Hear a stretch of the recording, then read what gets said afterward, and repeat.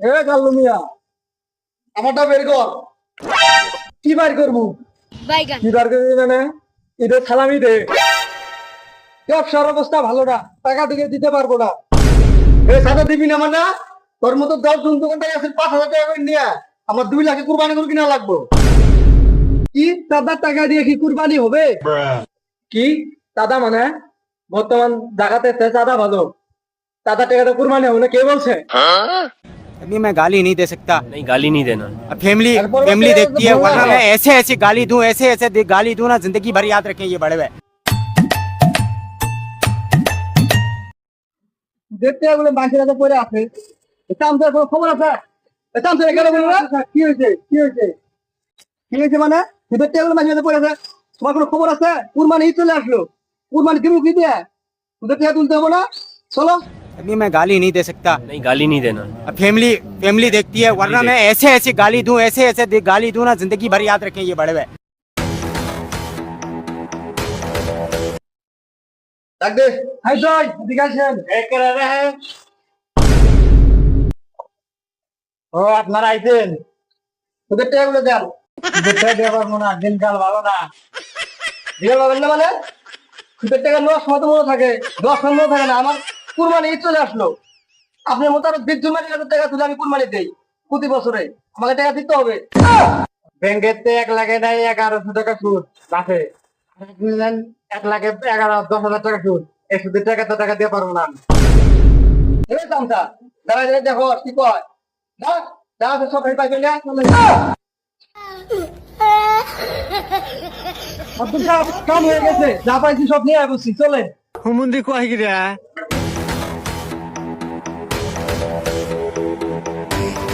Sir অফিসে আমার ফাইলটা আটকে আসছে, আমার ফাইলটা পার হইতেছে না কেন?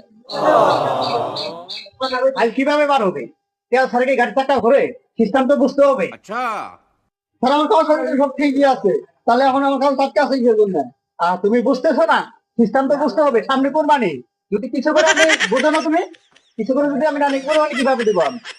সিস্টেম তো বুঝতে হবে। अभी मैं गाली नहीं दे सकता। বুঝতে পারছি আপনি আপনার फैमिली কথাটা। फैमिली আপনি देखती है, আমি वरना করতেছি मैं আপনার। ऐसे ঠিক ऐसे আছে, गाली চলো। दूं, ऐसे ऐसे गाली दूं ना, जिंदगी भर। গরম দাঁত উঠছে, গরমে কুলে নিতেছে না, আর গরম পড়ছে। ইমাম সাহেব, কালকে সকালে আমাকে উঠে কুরবানি দিতে দিবেন। নাই ইমাম সাহেব, ওই যে একটা টাকা পায়, ওর কুরবানি আপনি দিবেন, আমার কুরবানি সবার আগে আপনি দিবেন। ইমাম সাহেব, আমি তো টাকা পাই হই, তো ও তো ঘুষ খু। আমি যদি ঘুষ করে তাহলে ইমাম সাহেব ঘুষ খু। হ্যাঁ, আমি কিভাবে ঘুষ করে এলাম? হ্যাঁ, আপনি বাড়ি বাড়ি দোয়া করে যদি হাদিয়া নিতে পারেন, আর আমি টুকিটাকি মানুষের কাজ করে হাদিয়া নিতে পারবো না, আর সেই টাকাতে আমি কি কুরবানি দিতে পারবো না? হ্যাঁ, ইমাম সাহেব মাসে বাড়ি দোয়া করে হাদিয়া নেয়, আর আপনার ফাইলে সাইন করে টেবিল নিতে আনেন, আপনার দাম ইমাম সাহেবের টাকা হইল? হ্যাঁ, ইমাম সাহেব এ হলো ঘুষখোর, আর এই হলো চাঁদাবাজ। আপনার এই দুদিনের চাওড়া নিয়ে কুরবানি করার দরকার নেই। আপনি কালকে সকালে আল্লাহর নাম নিয়ে আমার কুরবানি আগে দিবেন। ইমাম সাহেব মুই একটা সুক্ষু 2.5 কিলো টাকা মারবে দেখেন আপনারা, একটা সুক্ষু দুধ ছেলে আল্লাহ সাথে দুধ দোকাতে না করা, আর দুধ দোকাতে না করে গরু কুরবানি দিব, কুরবানি হবো। আর একটা চাঁদাবাজ ভাইসব তো সুমন করে দিয়ে আমি গরু কুরবানি দিব, এটা তো কখনো হবো না।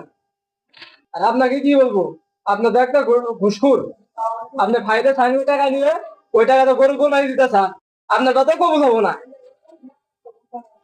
আপনাদের কারো গরু আমি কুরবানি দিব না। যে ব্যক্তি হালাল পথে রোজগার করে গরু কুরবানি দিব, আমি তার গরু কুরবানি দিব। আমি আপনারা যান, চলো যান।